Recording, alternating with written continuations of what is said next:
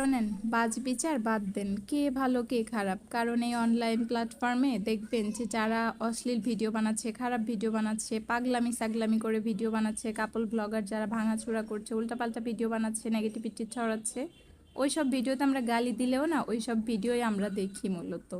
ওই সব ভিডিওতে মিলিয়ন মিলিয়ন ভিউ আসে, ফলোয়ার বাড়তে থাকে, এঙ্গেজমেন্ট বাড়তে থাকে। আর আমরা যারা আছি সাধারণ মানুষ, যাদের শালীনতাটা সবার আগে, নিজের সেফটি সবার আগে, যারা মোটামুটি একটা ভালো ফ্যামিলি থেকে উঠে এসেছি, যারা এরকম মানে নিচু হতে পারবো না বা এরকম অশালীন কাজ করতে পারবো না, আমাদের সেই সব মানুষদের ভিডিওতে দেখবেন কোনো ভিউই থাকে না।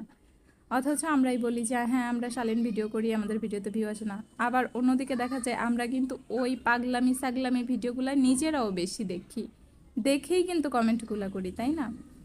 তো যাই হোক, পরিশেষে এটাই বলবো যে ভালো কিছুর মূল্য দুনিয়ায় কখনো ছিলও না, এখনো নাই, আর ভবিষ্যতে তো হওয়ার কোনো সম্ভাবনাই নেই।